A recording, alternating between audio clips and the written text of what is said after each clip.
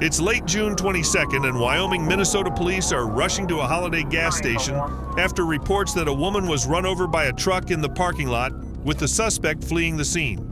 212 on arrival. 22-3. Wyoming Chief, on arrival.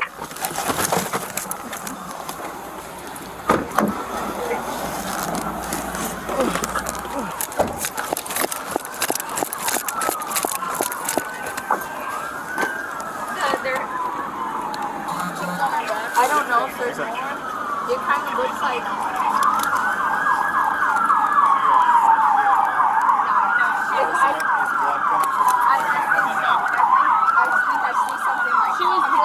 She was dragged from a car. Like she was holding the handle trying to get into a dude's car, and he dragged her, and then the tire went over. It looks like something is like impaled in her scalp. Our coverage is made possible because of sponsors like Morgan and Morgan. Over the years, we've brought you mind-boggling video of crashes like these, but what happens to the victims? Apart from sometimes serious injuries, they can face months of paperwork, enormous medical bills, and life-changing impacts. When you're seriously hurt, you could be entitled to millions of dollars in damages. Stop getting lowballed, and you could pair up with a proven winner, the largest personal injury law firm in the nation. Morgan & Morgan has a huge network of over 1,000 attorneys and offices in every state. They've won significant recent cases for victims involved in life-altering car crashes like these, like for Yvette Torres, who was hit by a Penske truck in November and had severe injuries requiring surgery and therapy. Morgan & Morgan attorneys rejected a lowball pretrial offer and were able to win Torres a whopping $11.9 million at trial. The best part? Their fee is 100% free unless you win. It only takes a few minutes to see if you have a case. Remember, not all law firms are the same, and Morgan is the biggest for a reason. They win a lot. You can start your claim now by going to forthepeople.com/MidwestCrime or find the link in the video description. I can take over if you want. And we just looked her over. She was choking on blood. And I didn't want her to like. Yeah. Do you guys just want to talk to one of my partners that comes Yeah, here? should I hold her? Yeah, no, you're good. Just somebody that saw it if they want to. What's her, what? Anybody know her name? No. Ma'am? Hello? So, she was You got a flashlight on? Yep, right here. Right here. Where? Nose. Let's get air here going. 2 killer center. You check for. So let's start air care. 22-33. Did anybody copy that he lives in? Who gave Mark Wiosky as a name? Just so we're clear. Who said Mark? You? Mike? That's who she was texting on her phone. Okay. And she was trying He to- drives an older white vehicle. Last name was like Wiosky. Yep, we know who he is. Ken, see if you can get a beat. She's coming, a lot of blood out of her nose, out of her ears, everything. I can't get a pulse. My head. I can't really get anything on ears.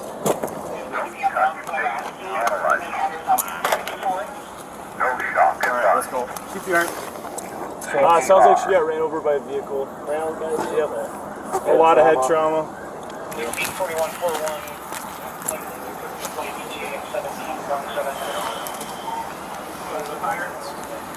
Who of you guys saw it? I saw all of it. We had his name on the phone I got out of her car. That's her car. Yep, that's her car. She was texting him. On the chat. She was texting him. We have his name on that phone. I think two police officers already left to go. Yeah, we got some officers over there. Does anybody need anything to wipe their hands off or anything? Okay. Well, I don't. Yeah. No. Rather be safe than sorry here. Yeah, that's her car.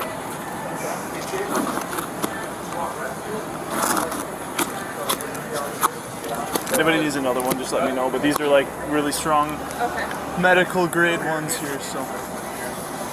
Can't even wipe my hands because I'm shaking. Deep breaths. I saw everything. I saw everything. I can talk to all of you guys. I think it was her head. I saw some. Well, her body's definitely smashed up, but her head, her skull broke I know. out. I think I saw like. The wheel went from like Good at like her leg what? all the way through her body. Is that a good enough cleaning for you guys? Yeah, I mean, you can it's just toss it in that garbage It's okay right for there. I'm just gonna be in my head, but I know. Yeah. Shower tonight. Photo, but all the name, the checkbook has the same name, that has the same, like Heidi White. That's her car. Okay. It's Heidi. All right. It's Heidi White. Okay. She lives in St. Paul, and Wiosky always has his vehicles registered to her because he's valid. I've never met her before, but I'm just assuming that's her because he's always around a Heidi White. You go run plates at his house, Heidi White. Plates at Ganley's house, Heidi White. So we talked to his dad at the residence. There was an argument over cell phone at the residence. They left in different vehicles, obviously. They confirmed that he left in the white. Happens to be. Is Holiday shut down? Yes, they are shut down. Yep, and they have cameras, but they're obviously closed technically. So.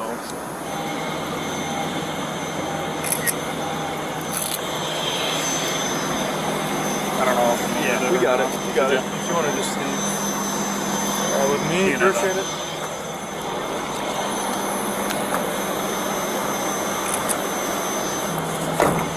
She was unconscious and then she died. Her head got ran over by the rear tires of his vehicle. Okay, where did this scene happen? Right there. Okay. Nobody has gone back and grabbed any med bags or anything. I've taken pictures of the scene. I've taken pictures of her car. There's 3 people over there that for sure saw the whole thing. One of the kids is like, but they saw the whole thing. He was also here, but he didn't see it. Yeah, he was here, he didn't see it. Witnesses are all attached. Hang on to that for me.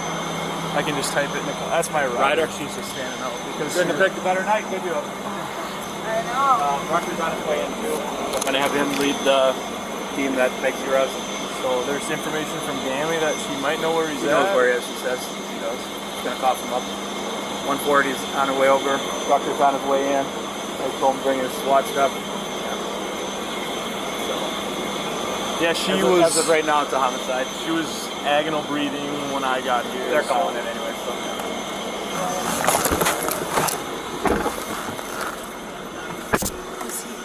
It's my sergeant. Oh, so he's like the top for Wyoming? Right now, yeah. And then who's the guy in the other? It's our investigator. He looks just like an investigator. Yeah. Like a little nerdy guy. He's kind of weird. Officers quickly search for additional evidence that might help piece together what happened. Witnesses described a heated argument between the victim, 51-year-old Heidi White, and the driver of the white pickup, Mark Wiosky, now 39. This surveillance video, obtained exclusively by Midwest Crime after our open records requests, shows the pair arriving, parking for a short time, and getting into a heated argument.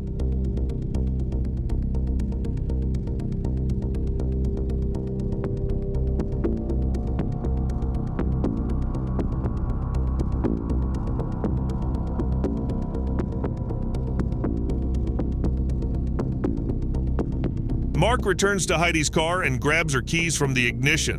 She gets out and approaches his pickup, reaching into the driver's side window, trying to get her keys back. Mark then accelerates with Heidi still hanging onto the door. She falls to the ground and the truck's rear wheel runs over her head as Mark drives off. Despite efforts of the bystanders and first responders, Heidi died of her injuries at the scene. The next day, Wiosky turned himself in to the police, admitting he had been driving the truck and that he had used methamphetamine shortly before the incident. Wiosky claimed he and Heidi had been arguing that night, but he did not expect the confrontation to end in tragedy. Why don't you take me from the start of the argument and just kind of chronologically go through the events?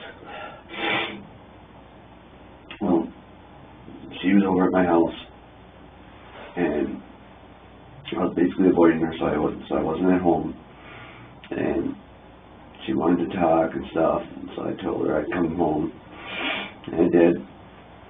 What day is this? And we talked a little bit. This was yesterday, and after we had talked, I mean, it's not like we were fighting or anything like that. It was just awkward with everything, and I just didn't want to hang out or anything or do anything. So she asked me if I wanted her to leave. I said yes, and she got upset with me, and then she asked me to go outside and with her to call her phone and see if she could find it. So I did, and then we found her phone, and then she still wasn't and she wanted to go cover up the boat or whatever, and I was just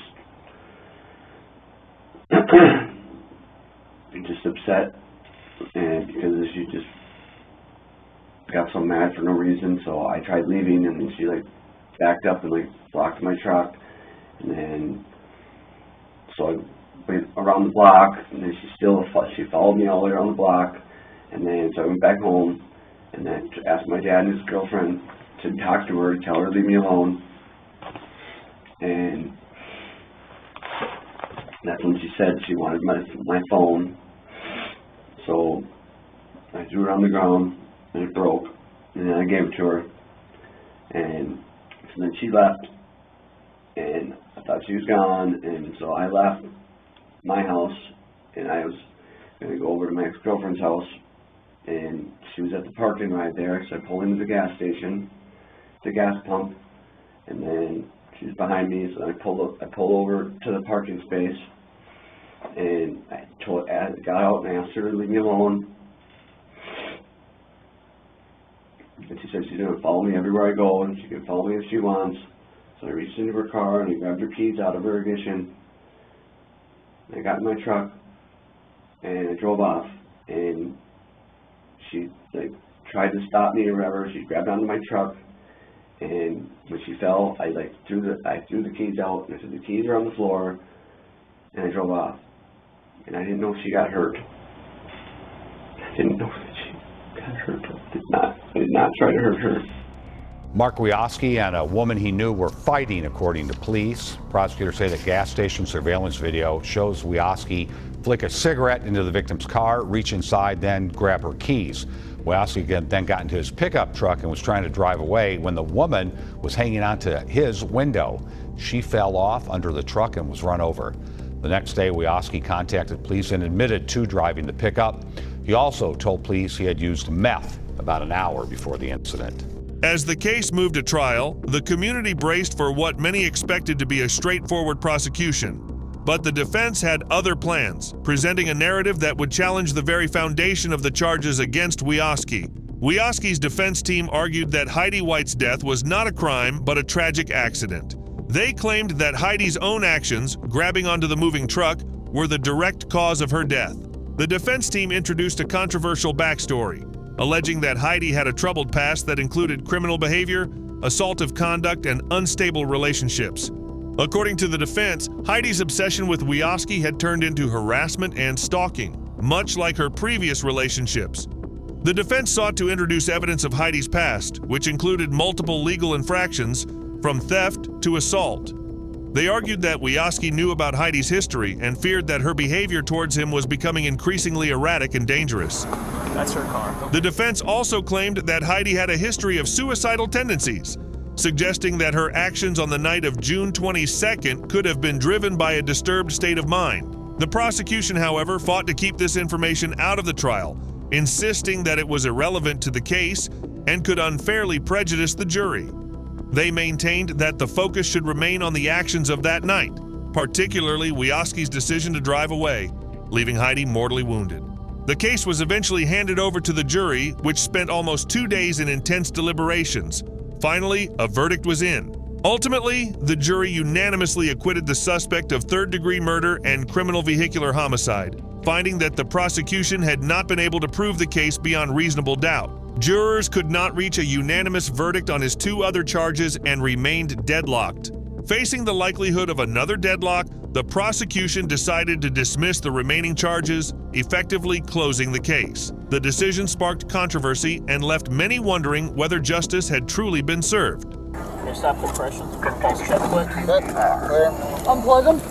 Unplug it. Yeah, no pulse. For Heidi's family and friends, the outcome was devastating. While the defense portrayed her as a troubled woman with a dark past, those who knew her saw a vibrant, caring person whose life was cut tragically short. This incident shows how complex these legal cases can become, and it has forced this community to confront difficult questions about responsibility, the influence of past behavior, and the way justice is served. As the dust has settled, what remains is a Minnesota town grappling with the loss of a life, a family mourning a loved one, and a man who walked away with his freedom, but not without controversy. For exclusive clips and behind-the-scenes content, join us on patreon.com/MidwestCrime.